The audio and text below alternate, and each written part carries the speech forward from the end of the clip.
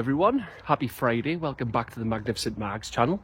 Just before I get underway with my preview for West Ham and all the other news that's happened this week that's left all a bit battered and bruised, I just want to say please continue to like, comment, share and subscribe on all social media channels for the Magnificent Mags, and also my friends over at Magpie 24/7, Magpie Ultras and NUSC 360. The fantastic channels, great people behind them, so please do follow them as well. Thank you very much for watching. So hello everyone, welcome back again, happy Friday. Bit overcast today. Weather's been alright Thursday, it's meant to be tomorrow and Sunday, but needs must, still do it. But still want to do the preview. So yeah, it's been a damaging week, hasn't it? Supporting we dumped out the cup on Sunday in poor fashion, disappointing fashion. It wasn't good. And then obviously we've had the news of Lewis Hall's ruled out for the season on Tuesday. We've lost Sven Botman on Wednesday. And then yesterday, some have perceived it a blow in terms of season ticket prices being raised by 5%. So the thing I'll cover first, in reverse, where the news has been released, is season ticket prices. Now, I look at it this way. Fan Advisory Board have complained about it, saying West Ham, Wolves, Brentford and Liverpool have frozen their prices. But West Ham can afford to do it simply because they don't pay anything, I believe it is, on the leasehold on their stadium. So they've got extra money in the bank, and so they can afford to do that, really. So that's why West Ham have got that bit wiggle room. And then you've got teams like Wolves and Brentford. Now, as much as they do try and be competitive in the league and everything, they're not really a team. They're not really teams who really are always challenging the upper echelons, are they? I don't believe they are. I feel like most of the time these teams are just happy to survive and just take the Premier League money. So yeah, Wolves and again Wolves and Brentford, I'd say this, they are clubs who buy players well and then they sell as well, so they're always making a profit in that respect. But I feel that's why they've got the wiggle room. And Liverpool, the main one, we're opponents a week on Sunday. Liverpool, I feel, can afford to do so because they're such a commercially successful club. They're a club who's always won trophies, and let's face it, Liverpool have less season ticket holders than most clubs because they've got such a worldwide fan base and appeal. So they've got them coming over all the time from Southeast Asia, Europe, North America, South America. So Liverpool sell more on a match day in terms of merchandise, single match day tickets, buying stuff in the stadium, replica kits and that. So that's why Liverpool can afford to do that. And we're saying, look, we haven't signed players in 2 windows, and yes, it mightn't be a big chunk if you look at it overall, maybe 2 to 3 million for raising the ticket prices, but compromises have to be found, and I feel the club have honestly found a good compromise here, because you've got to close the gap on these teams somehow, and they've got to do it in certain ways, and it could mean the difference between 1 or 2 players. It mightn't, but you never know, it could. And I feel they have got a good compromise, because my ticket in the corner is £727 as it stands, and that's over 9 months.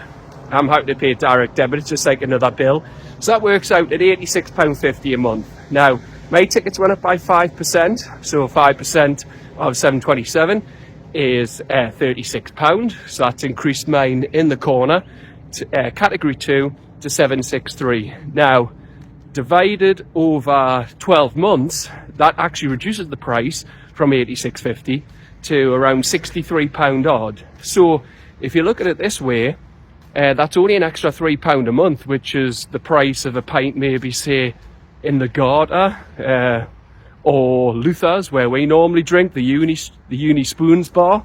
So to be honest, the club have found a good balance, I feel, in terms of they've give fans a more affordable price. It's a bit less a month, over 12 months, while also bringing in a little bit extra revenue to try and close the gap on these teams before the big sponsorships and all the other deals and that come with it come in the summer. So to be honest, yeah, personally, yeah, I expected a rise.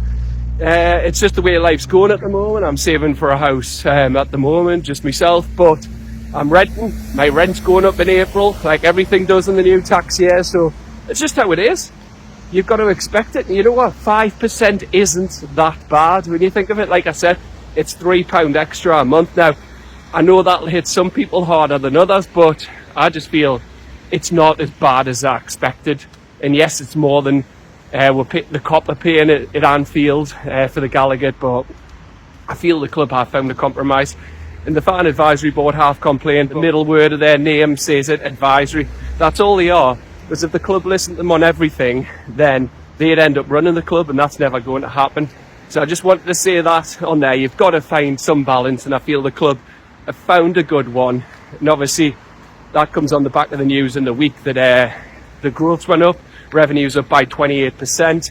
Other areas as well, commercial sides up by 90%. I believe Silverstone is putting a lot of work in behind the scenes, because we wouldn't have the profit that we do. They nearly ran us over there. Now, just want to say this as well. So getting on to the battering and bruising injury news. So yeah, Lewis Hall, it was announced on Tuesday that he's out for the season. It's a big blow, as well as West Ham. We'll know next weekend. We're looking forward to it the most. The cup final's coming up, and then he would have went off with the England squad under Tuchel. So it's a massive blow. He's been great and dovetailing well with Gordon this season on that left-hand side, although Gordon has been blowing hot and cold lately. But it's a blow to lose Hall.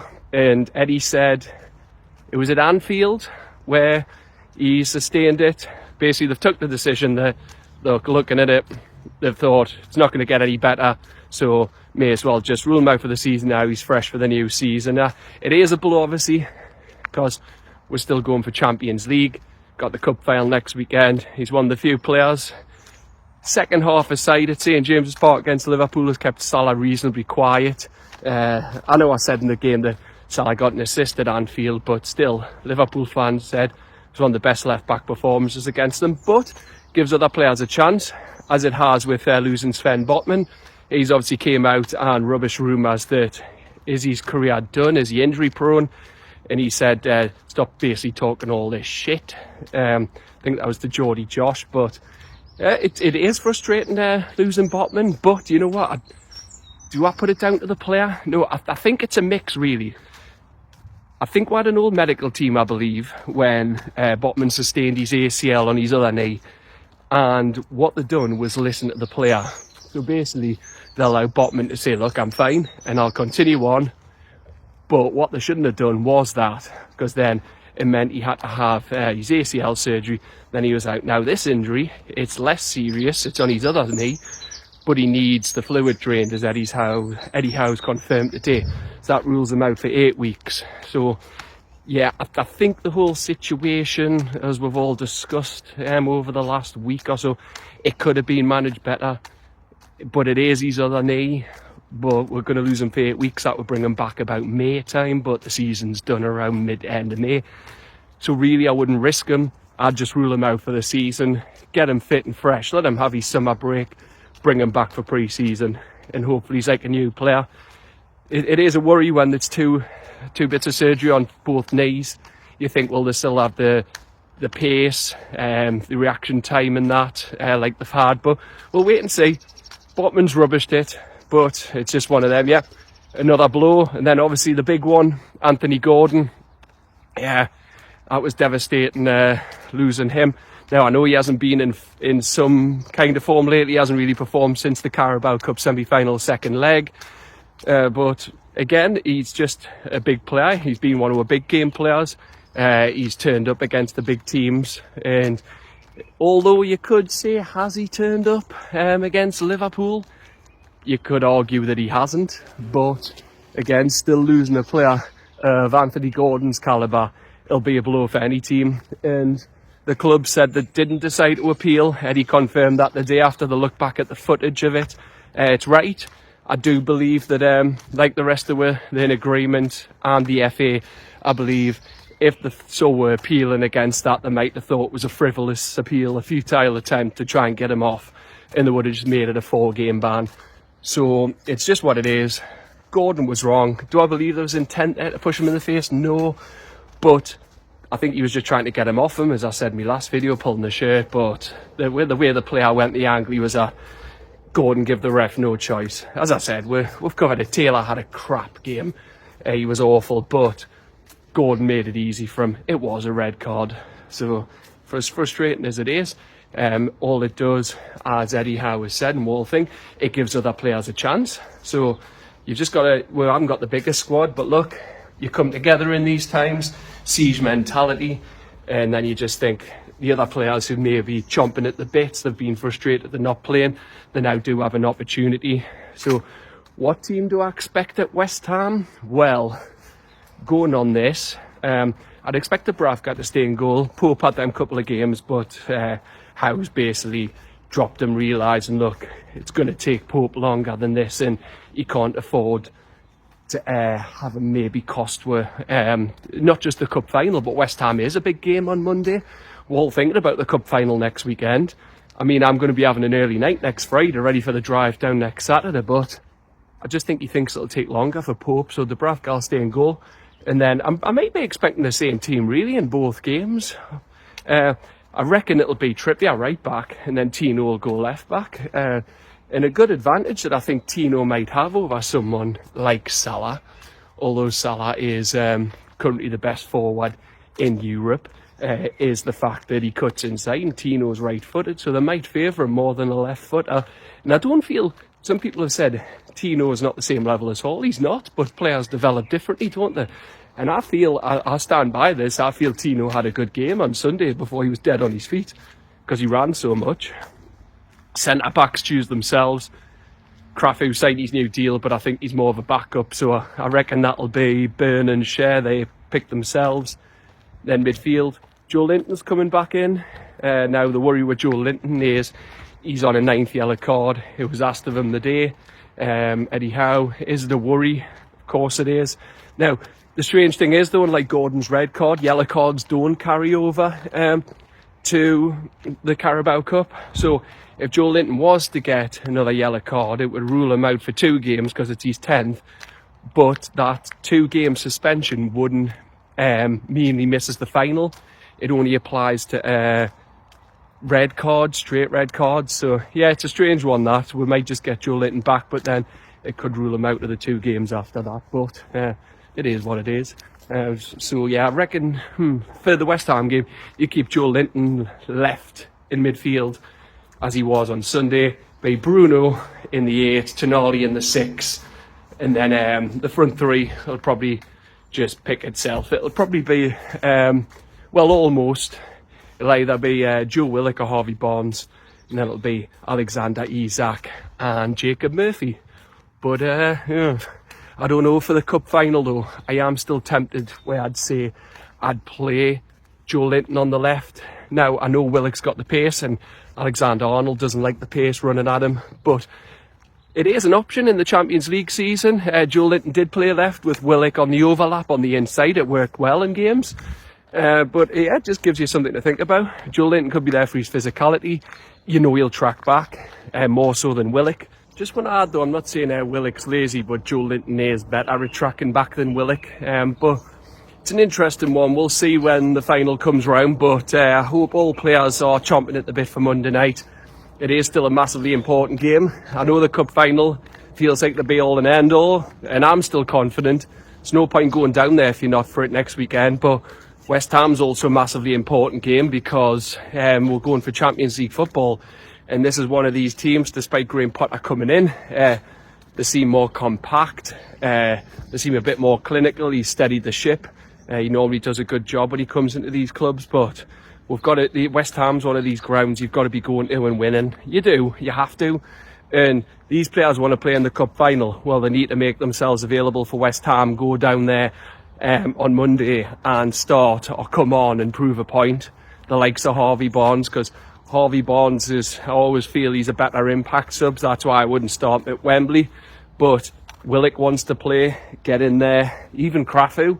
Shaw hasn't been good lately, so Crafu needs to try and put himself about a bit, show that he could start. So we'll wait and see. But yeah, West Ham, I'll just round up by saying, what do I expect? It's always a tough game, as I've said. Potter's doing well with them. They've got a couple of results lately, especially beating Arsenal. But I still expect we to go there and win, and I still expect a strong team for Eddie Howe, because yes, the cup finals there, you think you should be wrapping players up, but you've got to be playing your strongest team, because Champions League's just as important as the cup final, certainly in terms of prize money, prestige, exposure for getting the big players in. So I expect a strong team.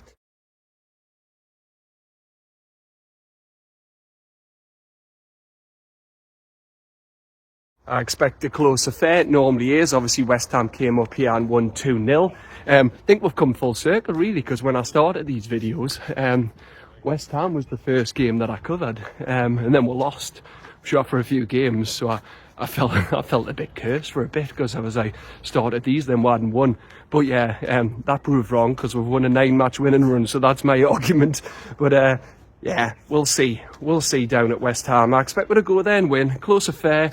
1-0 or 2-1 win, and because we need it. We need to play these players for form, fitness, confidence for next weekend, because we're underdogs against Liverpool anyway. But if you want to try and take some positives, we're still underdogs. Lots of cup final upsets have happened, so why can't we do it? And we can do it on the day and just dig in. You need a bit of luck, you graft your arse off, you try, and you can get a result. You've got to go there with some belief. You can't go there feeling defeatist. And yeah, that's what I'd put down to it for next weekend. But West Ham, yeah, a close affair, as I've said. We'll see what happens on Monday. And also, we've got West Ham's worst nightmare on the bench as well. Callum Wilson, he always seems to score against them. So there's that too, because we've still got the best chance ever with it being a cup final of ending with 70-year trophy drought. But West Ham's just as big, as I've said, because Champions League could be even bigger. We could win a cup and still get Champions League, because after the final we've got an international break. So you know what, there's no excuses. So the season's not dead. Yeah, we've been battered and bruised this week, but it's not. So that's my take. I've still got confidence, and when you're under pressure in the face of adversity, I feel you can respond. I'm still confident, as I said, for the final. Liverpool showed midweek that we got at. Teams have showed that lately. PSG battered them, but Liverpool have just done what they've done. They've got results, as I've just covered, in the face of adversity when under the cosh. We need to be that team possibly next weekend, withstand the pressure if we can, and then just get a goal. And remember, they've still got to play before us this weekend, but then they've got the second leg against PSG and it's still alive. So keep the faith, keep the hope, be confident. The lads need more than ever, and West Ham can be a good springboard for the final. But anyway, thank you very much for watching. Take care. Hope everyone has a brilliant weekend, and I'll be back with my review after West Ham, and then I'll be bringing cup final content and the build up to all going down to the capital next weekend. But for now, take care. Bye bye.